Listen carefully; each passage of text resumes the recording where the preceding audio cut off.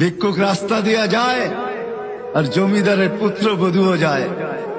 একজন সামনের থেকে আসতেছে, একজন সামনের দিকে যাইতেছে।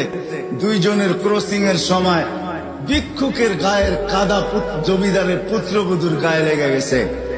সে দুনিয়া আন্ধার করে ফেলছে, স্বামীকে ডাইকা নিয়ে আসছে, বলছে ভিক্ষুক আমার কাপড় নষ্ট করে দিছে।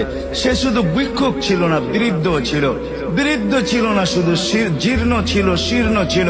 শরীরে কাপড় ছিল না, ফাটা চিরা কাপড় ছিল। পায়ে জুতা ছিল না, পেটে ভাত ছিল না।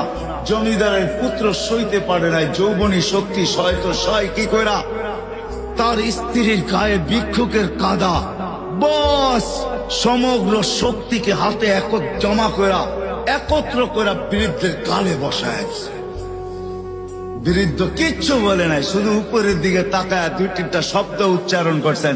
শব্দগুলা হলো ইয়া মাল্লাহ তারা হলো ওয়ুন, ও আল্লাহ চোখে দেখা যায় না। ও তারা কুল্লা শাই, তুই সব দেখিস। ফারা তারা মা বি, তুই কি দেখিস না আমার সাথে কি ঘটতেছে? এটা কি দেখিস না? বলতে দেরি যুবক, মরতে দেরি হয় নাই। জমিদার চলে আসছে, প্রতিশোধ নিবে।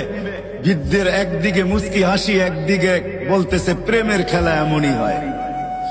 জিজ্ঞাসা করছে কিসের প্রেমের খেলা রে? বলছে ওর প্রেমিকার গায়ে আমার কাদা লাগছে, পায়ের কাদা লাগছে, ও সইতে পারে নাই।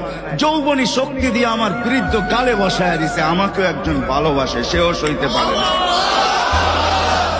সেও সইতে পারে না। ও তো থাপ্পড় দিয়া ক্ষান্ত, সে জান নিয়ে নিছে, জান।